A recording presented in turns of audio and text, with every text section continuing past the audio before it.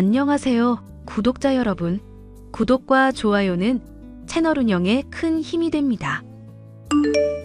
안녕하세요. 인천에서 작은 기업체를 운영하며 살고 있는 올해로 42살 된 남성입니다. 평소에 사무실에서 라디오로 많은 사연을 챙겨 듣곤 하는데요. 몇 년 전 겪은 일에 대해서 여러분과 공감하고 싶어 이렇게 사연을 쓰게 되었답니다. 제가 운영하고 있는 기업체는 대기업은 아니지만 연 매출 100억을 유지하고 있는 중소기업이에요. 물류 보관 서비스를 제공하고 납품을 대행, 그리고 자동차 용품을 제작해서 판매하고 있는 그런 업체예요. 남부러울 것 없이 넓은 집, 외제차, 좋은 회사, 이 모든 걸 이루기까지의 과정이 순탄치만은 않았습니다. 사실 30대 중반에 늦지막이 결혼해 가정을 꾸린 적이 있었어요. 하지만 잠시 회사가 휘청이던 시기에 전처와 장인어른과의 갈등을 극복하지 못하고 이혼을 하게 되었습니다. 그냥 이혼한 건 아니고 스스로를 진흙탕에서 건져냈다고 할까요? 어떤 사연인지 궁금해하실 것 같아서 지금 바로 사연 들려드릴게요. 기성아, 바빠? 누나가 할 말이 있는데. 아니, 괜찮아, 말해. 오전에 발주 넣는 거 있어서 확인하고 이제야 좀 쉬는 중이야. 무슨 일이야? 내가 저번에 말했던 학교 후배 있지? 너 소개해주고 싶어서. 갑자기? 난 아직 일하는 게 좋은데. 야, 그럴수록 여자를 만나야 하는 거야. 남자가 자고로 가정을 가지면 더 책임감도 늘고 그래야 인생에 안정감이 생긴다니까? 네 매형 봐라. 나 만나서 팔 잡힌 거. 그래도 아직 여자 생각은 딱히 없어? 나도 내 앞가림하기 바쁜데 괜히 상처 주고 그럴 것 같아서 그래. 나 말고 우리 최 팀장 알지? 최 팀장 시켜주면 어때? 야, 이 누나가 어렵사리 소개해준다는데 해줄 때 받아라잉? 지금 아니면 기회도 없어. 얼마나 성실한 앤데. 아, 정말 귀찮게 하네. 그러지 말고 나가서 가볍게 커피 한 잔만 하고 와. 그래도 마음에 안 들면 하는 수 없는 거지 뭐. 아, 정말. 그럼 나 커피 한 잔만 하고 들어온다. 잘 안 돼도 나한테 뭐라 하기 없기야. 알았어, 연락해 놓을게. 약속 장소 정해지면 문자 줄 테니까 꼭 만나보기다. 저는 군대를 다녀와 남들처럼 대학을 졸업하고 물류회사에 취직해 일을 했습니다. 언젠간 저만의 회사를 차릴 생각을 하며 밑바닥부터 열심히 경험을 쌓기 위해 취직한 곳이었죠. 그렇게 딱 6년을 일하고 퇴사해 작은 회사를 하나 차렸습니다. 지금이야 번듯한 건물을 가지고 있지만 그때만 해도 지하실에 10평 남짓한 공간이었습니다. 제대로 된 물류창고도 없었고 모든 게 서툰 초짜 기업인이었죠.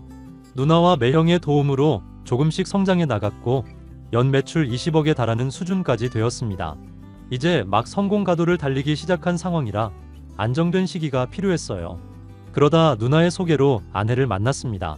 별 생각 없이 만난 아내는 단아한 외모에 몸매도 좋고 성격도 활발한 제 이상형 그 자체였습니다. 저는 아내에게 첫눈에 반했고 1년 정도 연애 후 결혼을 하게 되었죠. 처가댁은 오랫동안 교직 생활을 하시다 정년 퇴임하신 장인어른, 아내 두 식구뿐이었어요. 장모님은 아내가 초등학생인 시절에 암으로 돌아가셨고 혼자가 된 아내를 아주 금지옥엽으로 키우셨죠. 결혼하면서 적지 않은 돈이 들어갔던 것도 사실입니다. 예단이며 혼수, 신혼집까지 정말 억소리가 날 정도였거든요. 자기야, 일하느라 많이 피곤하지? 아냐, 이번에 회사 이전하고 다 마무리했어. 이제야 좀 한가하네. 무슨 일 있어? 우리 자기가 고생이 많네. 내가 회사 그만둬서 부담이 더하지? 아니야, 그런 거. 그리고 회사는 내가 관두라고 한 거잖아. 내가 벌 만큼 벌고 당신 하나쯤은 먹여 살릴 수 있으니까. 난 당신이 고생하면서 사는 거 싫어. 내 생각해주는 건 역시 우리 남편뿐이네. 다름이 아니라 할 말이 있어서. 뭔데? 말해봐. 내가 직장 다닐 땐 아빠 용돈도 드리고 했는데 회사 그만두면서 못 드리고 있거든. 아빠가 교직 생활 오래 했어도 나 키우느라 딱히 모으신 것도 없고 이번에 결혼하면서 큰돈 들어가고 집장만 하신다고 다 거기에 올인하셔서 좀 힘드신가 봐. 아, 그랬구나. 내가 뭘 어떻게 해주면 될까? 그래서 말인데 우리 아빠 용돈을 좀 드리면 안 될까?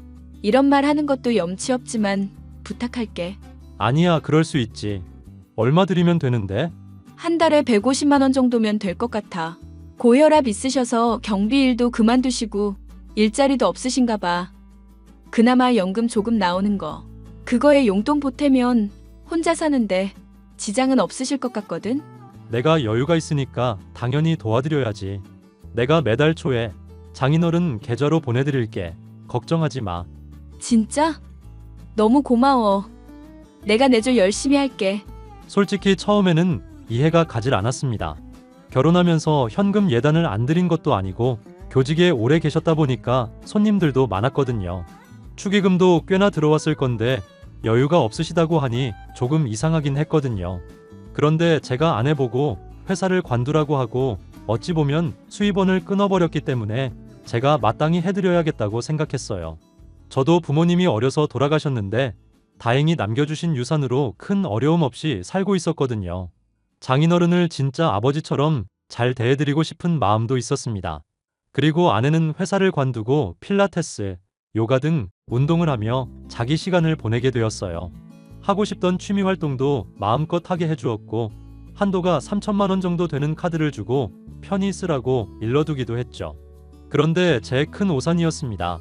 아내는 백화점 쇼핑을 즐겨 하게 되면서 온갖 명품을 사들이기 시작했습니다.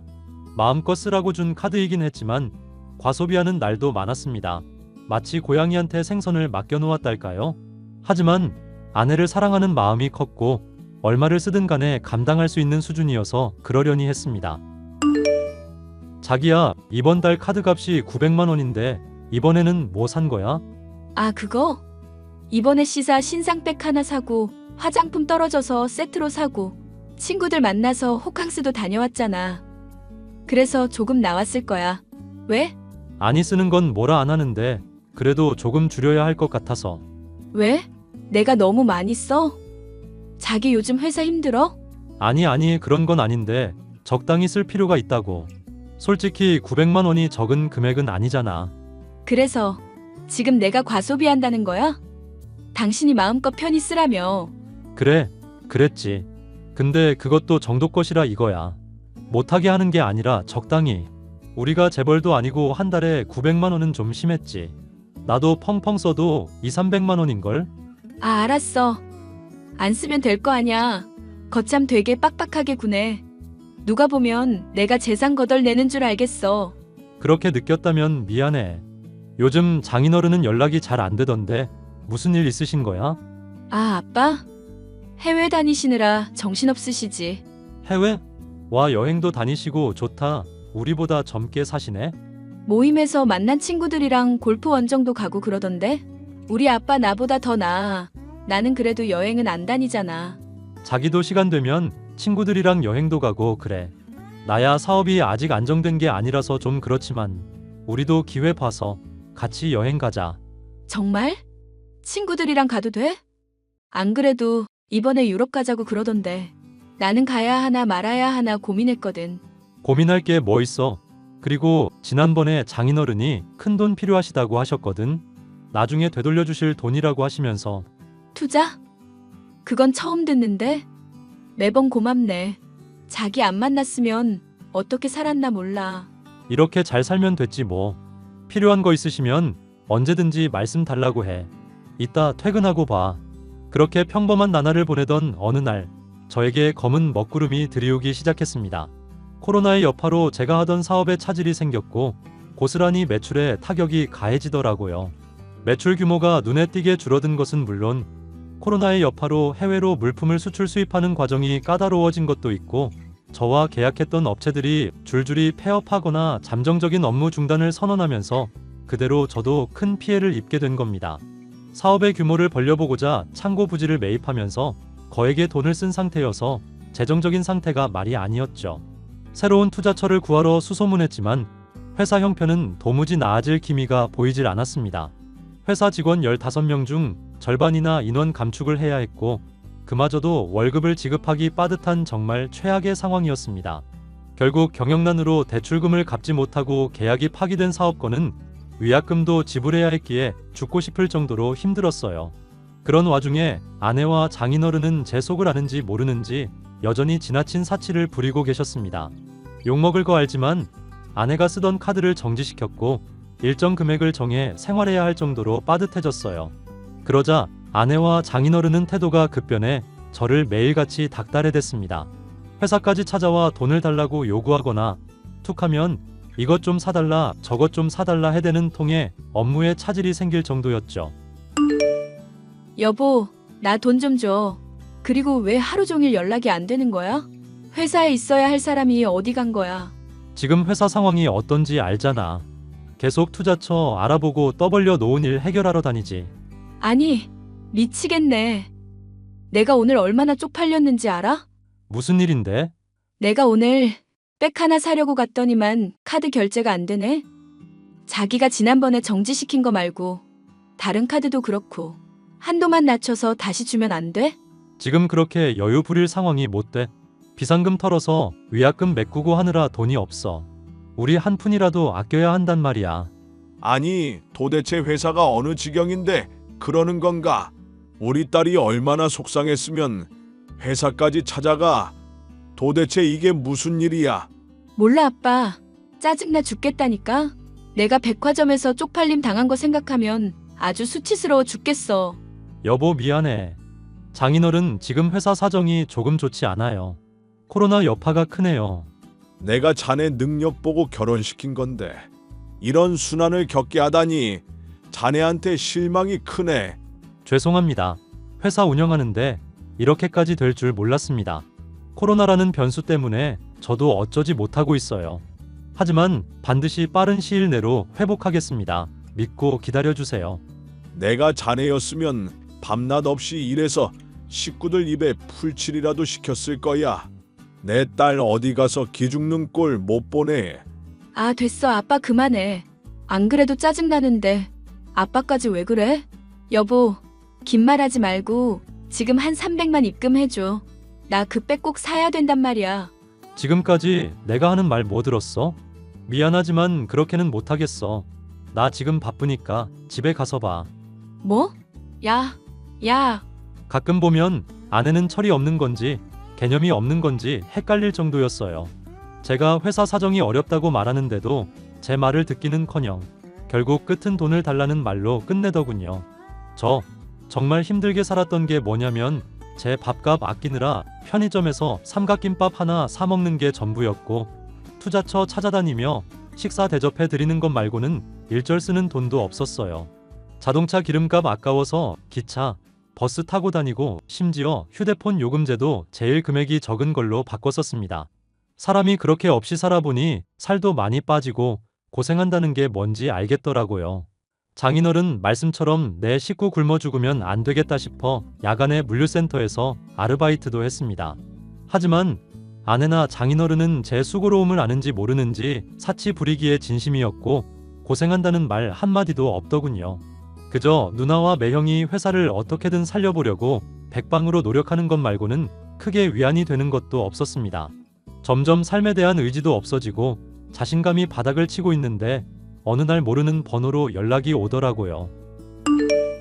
안녕하세요. 박기성 씨 휴대폰 맞나요? 네, 맞는데요. 제가 박기성입니다. 누구시죠? 다름이 아니라 전 희진 씨와 교제 중인 한도영이라고 합니다. 희진 씨랑 결론이 났는지 여쭤보려고요. 네? 희진이요? 희진이는 제 아내 이름인데 제 아내랑 교제 중이시라고요? 네, 저 이희진 씨랑 3개월 넘게 교제 중이에요. 서로 진심으로 사랑하고 있어요. 이렇게 인사드리게 돼서 죄송하지만 드릴 말씀도 있고 시간 쓸 거 없을 것 같아서요. 무슨 이야기를 하고 싶은 건데요? 희진 씨랑 헤어져 주세요. 저희 서로 사랑합니다. 이혼해 주시면 바로 결혼할 거예요. 그쪽 보니까 경제 사정이 좋지 않던데 희진 씨 평생 거지같이 살게 할 순 없잖아요. 아직 나이도 젊은데. 저기요, 지금 저한테 무슨 말씀하시는지 알고 하시는 거예요? 그쪽 지금 저한테 너무 당당한데? 당당하지 못할 것도 없죠. 그쪽이 이혼만 해주면 금방 해결됩니다. 빨리 혼인신고하고 같이 살게 이혼하세요. 어이가 없네. 이보세요. 그쪽 지금 내 아내랑 바람 피우고 있는 거야, 알아? 반말하지 마시고요. 희진 씨가 제대로 말 못한 것 같아서 제가 대신 전하는 거거든요. 그럼 그런 줄 알게요. 지금 누구더러 이혼하라 말아야? 어이가 없네. 남의 가정 파탄 낼 시간에 자기 관리나 좀 하세요. 네? 그쪽 회사 망하기 일보 직전이던데 희진 씨 고생시킬 생각 말고 놓아줘요. 더 신사적으로 말해드리고 싶은데 제 성격이 그렇질 못해서요. 좋게 이야기하는 것도 여기까지입니다. 좋게 이야기 안 하면 어쩔 건데? 우선 아내한테 확인해 볼 테니까 당신은 신경 끄세요. 불륜남 주제 어따 대고 이래라 저래라야. 그러시던가요? 여보, 이게 뭐야? 한도용이라는 사람한테 연락 왔어. 아는 사람이야? 알면서 뭘 물어? 도영 씨가 자기한테 연락했네. 도영 씨? 어이없네. 저 사람이 하는 말로는 둘이 서로 사랑하는 사이라던데 맞아? 우리 둘이 그렇고 그런 사이야. 당신한텐 미리 말 못했는데 우리 이미 갈 때까지 갔어. 뭐? 당신 법적으로 남편이 있는 유부녀라고. 그런데 대놓고 바람을 피웠다고? 뭐가 그렇게 인정이 빨라? 왜 이렇게 당당한 건데? 구질구질하게 왜 이래? 그럼 당신처럼 능력 없는 사람이랑 평생 고생하면서 살라는 거야? 난 그렇게 못 살아. 내가 말했잖아. 금방 사정 좋아질 거라고. 내가 새벽 일도 하고 회사 살리려고 얼마나 개고생하고 있는데 그런 나를 두고 바람이라니 이거 장인어른도 아시는 거야? 자네 너무 흥분하지 말게. 이왕 이렇게 된 거 말하지. 우리 딸이랑 이혼하게. 네? 지금 뭐라고 하셨습니까? 어떻게 이혼이라는 말이 이렇게 쉽게. 전 절대 이혼 못합니다. 부자는 망해도 3년을 간다던데 자네는 회생 불가더구먼. 내가 이미 알아볼 대로 다 알아봤어. 자네 예전처럼 회생하려면 좋게도 몇 년 이상인데 그 기간 동안 내 딸 개고생하는 거 나 못 보내. 그러니 더 늦기 전에 애도 없을 때 깔끔하게 헤어지게 알겠나? 어떻게 저한테 이러실 수 있으세요? 말귀를 못 알아먹는 건가? 사업한다는 사람이 이래도 되나? 내 단도 직입적으로 말하겠네. 부자 사위 새로 들여야 하니 곱게 이혼해주게. 이미 작정하셨군요. 알겠습니다. 이혼하겠습니다. 그런데 방금 하신 그 말 후회하게 해드리겠습니다. 뭐 협박이라도 하는 건가? 그럴 가능성은 낮아 보이니 뭐 해볼 테면 해보게. 그럼 빠른 시일 내로 서류에 도장 찍고 마무리 합세. 자네 사정이 딱하니 딱히 위자료는 안 받겠네. 수고하게. 내연남에게 연락이 온 걸 필두로 장인어른은 제게 이혼을 종용하셨고 저는 어이없는 상황에 멘탈이 무너지기 직전이었습니다. 아내를 사랑하는 마음이 컸던 만큼 배신감이 배로 커지더라고요. 믿을 수 없는 현실에 이대로 모든 걸 포기할까 싶었지만 그러면 그들에게 더 좋은 일 시키는 것 같았습니다. 우선 원하는 대로 이혼은 해주었습니다. 더 이상 제 인생이 그들과 함께할 수 없다는 걸 깨달았거든요. 뭐가 그리 좋은지 아내와 장인어른은 잘 살라는 비웃음 섞인 덕담까지 하더라고요. 저는 아내와 이혼을 계기로 그 누구보다 더 잘 살겠노라고 수백 수천 번 다짐하며 회사를 일으켜 세우기 위한 노력을 했습니다. 밤낮 없이 일하는 건 물론이거니와 잠까지 포기하며 계약을 위해 거의 전국을 떠돌다시피 했죠.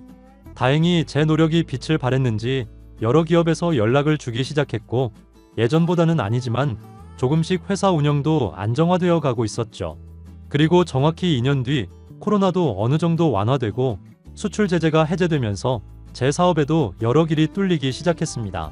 처음으로 세계 물류산업대전에 저희 회사가 물품 보관 서비스 분야에 참가를 했는데 여러 기업에 눈도장을 찍었는지 여러 유명한 기업은 물론 해외 기업에서도 계약을 하고 싶다며 연락을 해오더라고요. 회사가 바빠지면서 예전 직원들도 다시 근무하게 되면서 마음의 짐을 좀 덜게 되었고요. 그렇게 승승장구하며 기쁘고 바쁜 나날을 보내고 있는데 어느샌가 잊고 지내던 익숙한 번호로 연락이 왔습니다. 바로 이혼한 아내와 장인어른이었죠. 자네 잘 지내나? 어쩐 일이시죠? 저한테 더 볼 일이 남아있으신가요?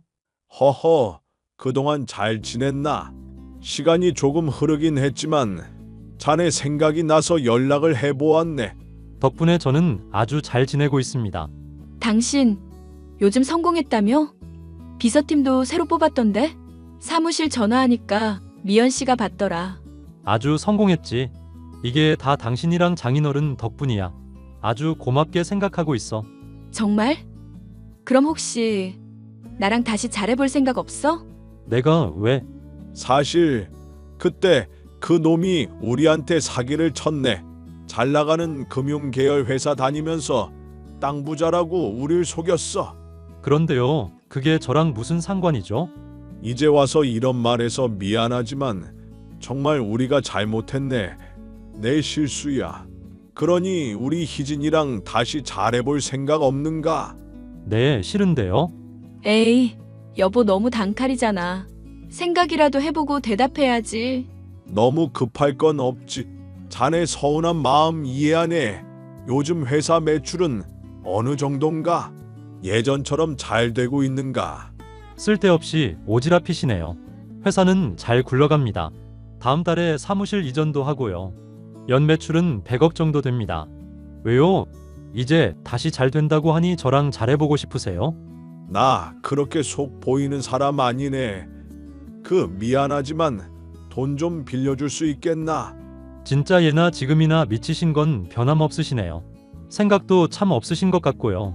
제가 왜 돈을 빌려드려야 하죠? 아, 답답해. 그놈이 우리 돈 다 들고 날랐다고. 강남에 건물 투자해준다고 인생 역전할 거라고 해서 전 재산 다 몰아줬는데. 그런데 어쩌라고.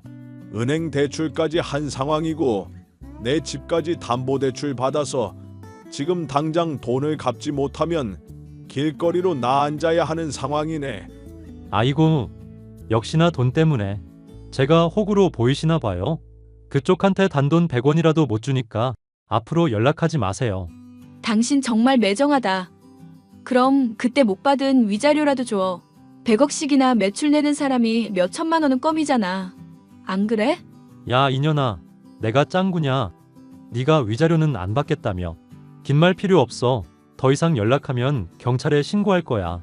뭐 이보게. 길거리에 나앉게 되던 어쩌던 알아서 하세요. 짜증나니까 연락하지 말고.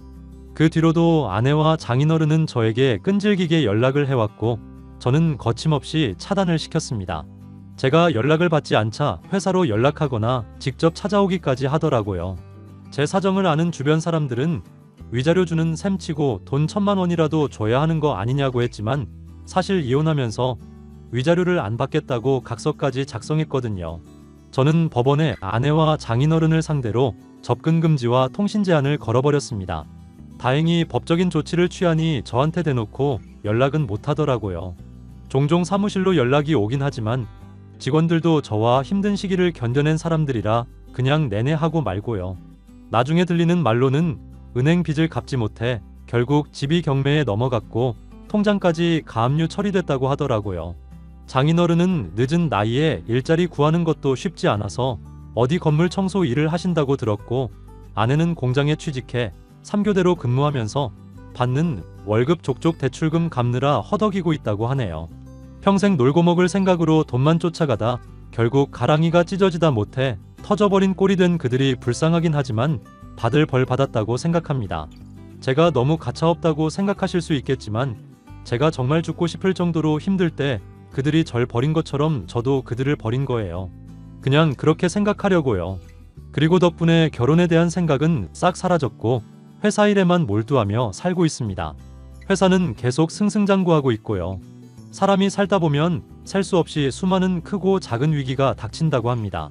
물 흐르듯이 흘러가는 경우도 있을 테고 저처럼 죽고 싶을 정도로 힘들다고 느끼는 순간들도 있을 테지요. 제가 이혼과 사업의 어려움을 겪으며 제일 중요하게 느낀 건 어려울 때 사람 버리는 거 아니다라는 겁니다. 희망과 행복의 씨앗은 어두울수록 더 빛을 발하게 되니까요. 힘들수록 서로를 보듬어주고 손잡고 앞으로 나아가다 보면 행복한 일이 펼쳐지지 않을까요? 제 긴 사연 들어주셔서 감사드리고 사연이 많이 공감되셨다면 댓글로 응원 한마디 부탁드립니다. 현준아, 너 또 방에 틀어박혀 있니? 집안일도 좀 하고 그래. 뭐야, 지금 일하는 중인데. 일은 무슨, 또 게임이나 하고 있겠지. 이제 슬슬 일도 해야 되지 않겠어? 아빠가 돌아가신 지도 벌써 3년이 넘었잖아. 원래라면 네가 집에서 가장 노릇을 해야 되는 거야. 말했잖아, 지금 일하는 중이라고. 게임하는 게 일이야? 엄마가 이해를 못했을 뿐이야. 게임과 관련된 일도 있다고 전에 한번 설명해 줬잖아. 내가 이해를 못하는 건 일이라고 할 수 없어. 이해할 생각이 없으면 그냥 좀 냅둬. 그리고 집안일 얘기할 거면 채아한테도 하든가. 왜 나한테만 그래? 채아가 집안일을 얼마나 잘 도와주는데. 엄마가 일이 있을 때 밥도 해놓고 빨래랑 청소도 다 해놓는다고. 이렇게 잘하는 딸한테 내가 뭘 더 말하겠니? 아, 그래? 근데 사실은 그렇게 해놓는 사람이 나라고 말해봐야 안 믿을 거잖아. 어머, 동생이 해놓은 걸 왜 네가 했다 그러니? 그러고도 오빠가 맞아? 그럼 채아한테는 일하라는 소리를 왜 안 하는 건데? 걔도 이제 벌써 28살이잖아. 이대로 쭉 백수로만 살다간 큰일 날걸? 채아는 자기가 가사 도우미라고 말하던데? 그건 그냥 일하기 싫다는 어줍잖은 핑계잖아. 실제 가사 도우미들한테 신뢰 아니야? 적당히 해. 너야말로 아무것도 안 하는 백수 주제. 네 얘기만 쏙 빼놓고 남 운운하지 마. 채아는 그나마 집안일이라도 하니까 괜찮아. 신부 수업 같은 거지 뭐. 채아처럼 예쁘고 조신한 여자애는 시집만 잘 가도 그만이야. 일 안 해도 상관없다고. 그러셔? 아니 그보다 너는 네 앞가림부터 좀 해. 나이도 30이 넘었는데 집에만 틀어박혀서 뭐 하는 거니? 그러다가 결혼도 못한다. 일 잘하고 있다고 몇 번을 말해. 돈도 나름 잘 벌고 여자친구도 있어. 없는 말 지어내지 말고. 봐, 안 믿잖아. 너 자꾸 그럴 거면 그냥 집 나가서 혼자 살아. 헐, 내가 나가도 상관없겠어? 할 수 있으면 한번 해봐. 돈도 안 벌고 집안일도 똑바로 못하고 네가 할 수 있는 게 대체 뭐가 있는데? 엄마야말로 나중에 후회도 난 모른다. 그래, 너는 네가 잘난 줄 알지? 너야말로 좀 후회도 해보고 그래야 돼. 아빠가 너무 오냐오냐한 게 잘못이긴 했겠지만 이 기회에 한번 겪어봐. 세상이 얼마나 무서운 곳인지 너도 한번 맛을 봐야 알지. 1시간 후. 오빠, 뭔데? 할 말이 있으면 내 방으로 와서 하면 되잖아. 엄마도 그렇고 집에 같이 있으면서 귀찮게 왜 일일이 카톡으로 말하는 거야? 오빠 방에서 썩은 내 날까봐 못 가는 거지. 매일 청소하거든? 적어도 네 방보다는 훨씬 깨끗하겠구만. 아, 됐고. 아까 엄마랑 카톡할 때 쓸데없는 말 안 했지? 쓸데없는 말? 집안일은 내가 하고 있다고 말해달라고 했잖아. 그거 엄마한테 찌르거나 한 거 아니지? 말해봐야 믿지도 않아. 그래? 그럼 됐어. 이제 됐지? 나 일하는 중이야. 또 게임하면서 일한다고 뻥치네. 그따구로 사니까 엄마한테 혼나지. 남 얘기하기 전에 자신부터 좀 돌아봐, 제발. 그게 무슨 말이래? 모르겠으면 생각을 좀 해. 지가 잘난 줄 아나 봐. 아, 맞다. 나 이번 주말에 선보기로 했어. 헐, 진짜로? 남자가 은행 다닌대. 사진 봤는데 엄청 잘생겼더라. 근데 그 사람이 조신한 여자랑 결혼하고 싶대. 완전 나잖아 그거. 집안일은 다 나한테 떠넘기기만 하고 하다못해 청소 한번 해본 적이 없으면서 무슨? 그거야 항상 그랬던 오빠가 하면 그만이잖아. 뭐래?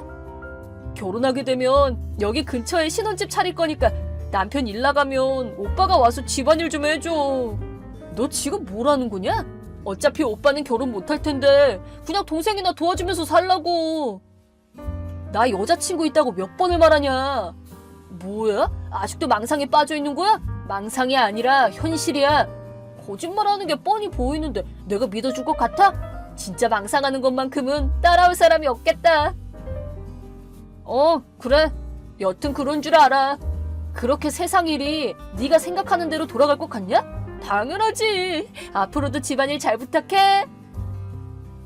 3달 후. 현준아, 이거 보면 연락 좀 줘. 뭔데? 너 지금 어디 사니? 왜? 엄마한테 주소 정도는 알려줘야지. 알려줘봐야 무슨 의미가 있다고. 저기 현준아. 뭔데?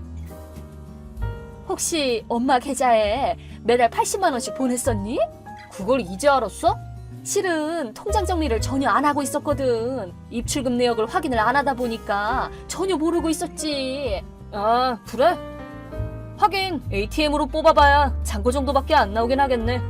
네가 집을 나간 후로 생활비가 너무 빨리 줄어드는 것 같아서 이상하다 싶어서 통장 정리를 해본 거야. 그러다 내가 입금했었다는 사실을 처음으로 알았다는 건가 보네. 근데 지금까지 몰랐다는 게 참 웃긴다. 채아가 하도 집안일을 야무지게 잘하니까 알아서 잘 조절해주고 있는 줄 알았거든. 언제부터 돈을 보내주고 있었던 거야? 한 5년은 더 됐을걸? 그렇게 오래됐니? 그보다 더 전에는 나도 직장이 없었으니까 좀 더 적게 보내긴 했지만 그때는 시나리오 작가가 되고 싶어서 공부하고 있었거든. 시나리오? 그래서 지금은 게임 시나리오 작가로 일하고 있어. 그럼 게임에 관련된 일을 한다는 것이 사실이었나 보네? 그렇다니까. 근데 예전부터 계속 말했었잖아. 엄마나 채아나 무슨 망상병 환자 취급하면서 무시하긴 했지만 이래봬도 시나리오로 먹고 살 수 있을 정도로는 벌고 있다고. 그랬구나. 그리고 전에 채아 선봤었잖니. 조신하고 가정적인 부분을 어필해서 그 남자랑 사귀기 시작했는데 할 줄 아는 집안일이 하나도 없어서 차였나 보지? 그래 맞아. 그래서 채아가 다 털어놓더라. 집안일도 원래 네가 다 해왔던 거라고. 내가 말했지. 현준아, 집으로 다시 오지 않을래? 왜? 집 꼬라지가 장난이 아니야. 아 그래? 하긴 엄마도 원래 집안일은 하나도 안 하면서 아빠한테 다 떠넘기기만 했잖아. 현준아, 아빠가 돌아가시고 나서는 쭉 내가 집안일을 해왔다는 것도 모르고 채아가 하는 거짓말만 믿을 정도였으니 말 다 했지 뭐. 그래도 엄마가 일 마치고 돌아오면 항상 채아가 주방에서 저녁 준비하고 있었는데 내가 만든 요리를 채아가 그냥 데워서 접시 위에 담았을 뿐이야. 그럼 아침은 토스트기에 빵 굽고 우유 따르는 것 정도는 채아도 당연히 하지. 계란 후라이랑 샐러드는 내가 전날에 미리 만들어둔 거고 그냥 채아는 일하기 싫어서 어떻게든 집안일이라도 잘하고 있는 척을 했던 것뿐이야. 그랬던 거구나. 난 그런 집안 상황이 걱정돼서 일부러 본가에서 지냈던 건데 나를 내보낸 건 엄마야. 현준아, 안 가. 왜? 여자친구랑 동거하는 중이거든. 뭐야? 여자친구가 있다는 것도 진짜였어? 진짜 몇 번을 말하냐고. 그럼 여자친구도 데리고 와서 같이 살아도 돼. 싫어. 왜?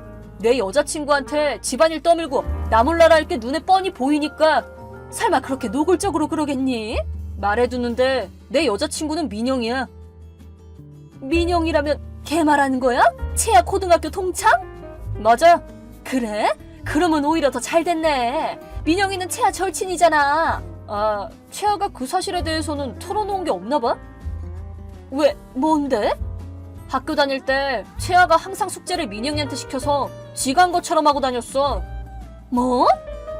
그리고 당시에 민영이가 사귀던 남자친구도 채아가 빼앗은 적도 있고. 빼앗아?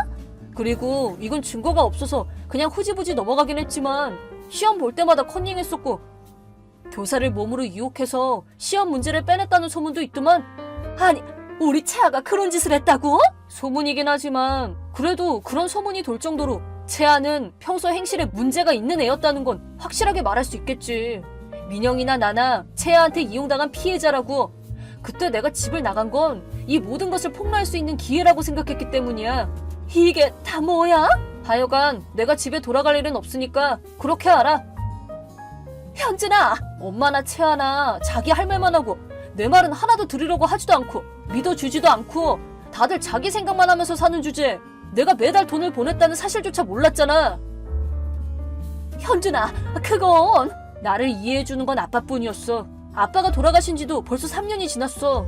이쯤 하면 됐잖아. 나도 이제 자유롭게 살고 싶어. 현준아, 그럼 하다못해 지금 살고 있는 주소만이라도 알려줘. 싫어. 그럼 매달 80만 원씩 보내던 것만이라도 계속 줘. 지금 살고 있는 집 월세 내야 돼서 안 돼. 그리고 엄마도 일을 하고 있으니까 내가 보태지 않아도 큰 문제 없지 않아? 실은 엄마 일 그만뒀어. 에? 그만뒀다고? 그래서 부장님 와이프한테 위자료를 청구당했거든. 뭐 위자료라니? 설마 외도했어? 아, 그게 와, 우리 집안 여자들은 왜 하나같이 이 모양이야? 안 되겠다.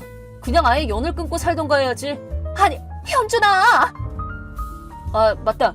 아빠 영정사진 내가 가져왔다. 영정 사진을? 역시 몰랐나 보네. 집을 나온 지 3달이 지났는데 아무 말이 없다 싶었더니만.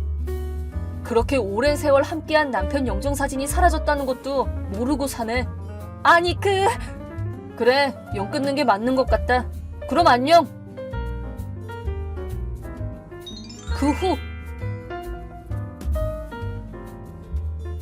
그 후에 채아가 엄마한테 얘기를 들었는지 제게 카톡으로 장문의 욕설을 퍼부었는데 말의 내용이 너무 자기 멋대로인데다가 횡설수설하고 뭔 말인지 알아들을 수도 없어서 그냥 무시했습니다.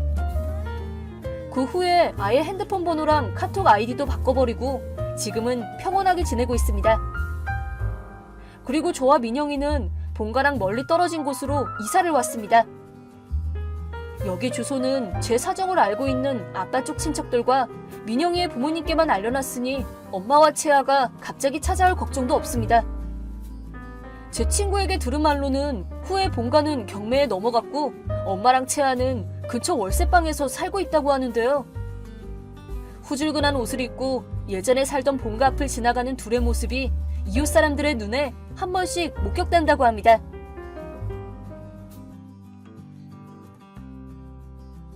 지혜 엄마, 지혜 대학 어디 갈지 정했대? 안녕 민서 엄마. 원서 넣었대. 어디 간대? 저번이랑 똑같아. 요리 전문대 가고 싶대. 허, 정말? 내가 그렇게 4년제 보내라니까. 그래도 본인이 가고 싶다고 하니까 나는 그거면 됐다고 봐. 아니. 근데 요새 전문대 나와봐야 쓸모도 없다니까.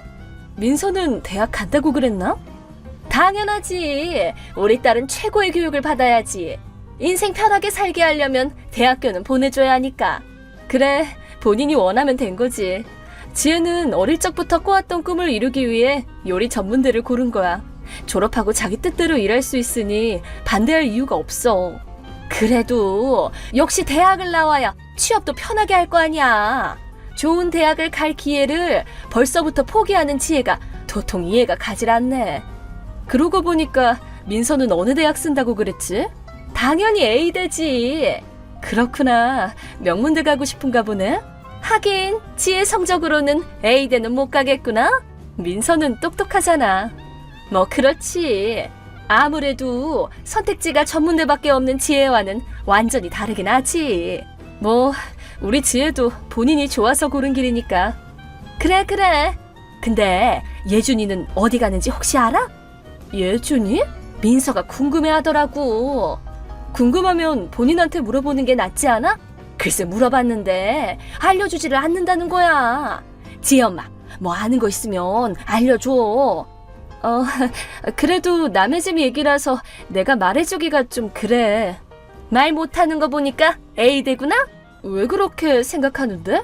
민서랑 지혜 둘 다 예준이를 좋아하잖아. 그래? 왜 모른 척을 하고 그래? 속이 훤히 다 보이는구만. 속이 보인다고? 예준이랑 지혜가 친하니까 마음 났어? 나한테 정보를 알려주지 않는다는 건 예준이도 민서랑 같은 대학을 간다는 뜻이지 뭐겠어. 아니, 그니까 남의 집 정보를 함부로 막 알려줄 수는 없잖아. 그래도 뭐 A대임은 틀림없겠지. 예준이 같은 애가 아니면 누가 A대에 어울리겠어? 진학은 어울리고 안 어울리고로 정하는 게 아니지 않을까? 어머, 기분 나빠서 그렇게 말하는 거야? 아니, 지혜가 시작도 전에 패배한 인생이긴 하지만 그래도 응원해줄게. 대학 수험 합격 발표 후 지혜 엄마, 민서 A대 붙었어. 축하해. 이제 좀 안심되겠네? 그러게. 그래서 지혜는 어느 대학교야? 아, 지혜는 4년제가 아니라. 아, 맞다. 미안. 그랬었지. 지혜는 전문대 간댔지 참. 괜히 물어봐서 미안해. 나는 부모로서 그래도 4년제를 보내주는 게 당연하다고 생각하거든? 깜빡하고 물어봤네. 지혜는 본인의 의지로 전문대 가는 거야. 하긴 성적이 안 되면 선택지는 그 정도밖에 없겠지. 민서가 잘 돼서 되게 미안하다 야. 지혜 같은 패배자 인생이 참 딱하긴 하지만 어쩔 수 없지. 그 정도밖에 못 가르친 지혜 엄마 책임이니까 앞으로 험난하지만 힘내길 바래. 그래. 맞다. 고등학교 졸업식 끝나면 우리는 가족끼리 오키나와에 놀러 가기로 했어. 민서 졸업이랑 대학 합격 기념으로 여행 가려고. 대학 입학 직전까지 쭉 거기에 머무를 거야. 그래, 좋겠네. 자기네는 어디 놀러 가? 딱히 예정 없어. 헉, 그래? 봄부터 지혜 자취할 거라서 준비하느라 바쁘거든. 어머, 학교가 많이 멀어? 여기서 편도로 3시간 거리에 있어. 헉, 어머머, 집 근처에 갈 수 있는 전문대도 없을 정도로 성적이 안 되는구나. 지혜가 가장 가고 싶어 했던 학교가 집 근처에 없었을 뿐이야. 그래, 그런 셈 치지 뭐. 자식 교육 똑바로 못 시켰다는 건 인정하기 싫을 테니까. 부모로서는 참 안타깝지. 그래도 너무 자신을 탓하지는 마. 아, 그러고 보니 예준이는 A대 붙었나? 응? 분명 붙었겠지 뭐. 민서가 그러던데 예준이가 경제학과 넣는다는 얘기를 어디서 들었다고? 같은 대학에 같은 학과 가겠다고 막 그랬었거든. 둘이서 같이 캠퍼스 라이프도 즐기고 참 좋겠다. 그치? 글쎄. 어머, 벌써 시간이 이렇게 됐네. 우리 이제 합격 기념으로 외식하러 나갈 거야. 안녕. 2월 졸업식 후. 지혜 엄마, 우리 이제 여행 출발한다. 거의 대학 입학 직전까지 놀다 올 예정이야. 잘 다녀와. 기념 선물 아무거나 사다 줘도 상관없지? 이쪽은 신경 쓰지 말고 잘 놀다 와. 아, 참 쌀쌀 맞긴. 내심 부러워하는 거 다 알아. 그럼 다녀올게. 2월 하순. 지혜 엄마, 이게 어떻게 된 일이야?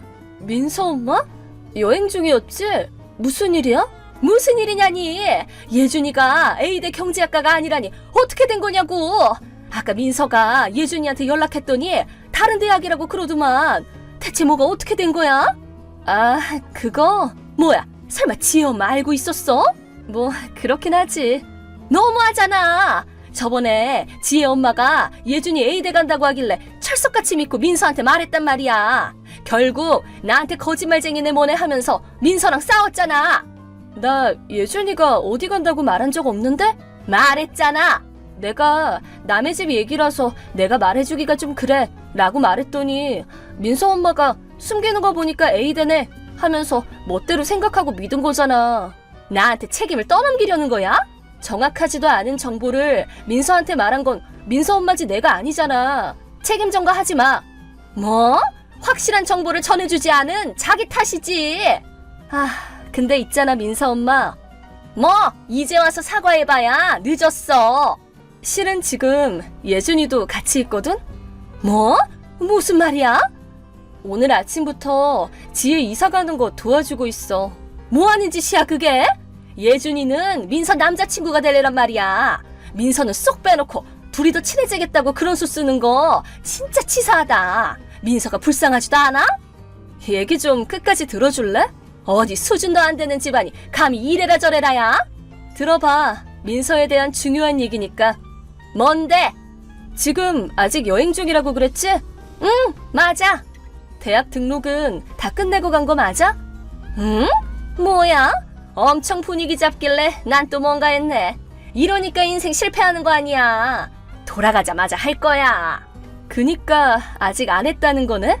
설마 지금 나한테 뭐 지적하려는 거야? 미쳤나 봐. 감히 지금 누구를 나무라는 거야? 왜 저런데? 민서 거기 있어?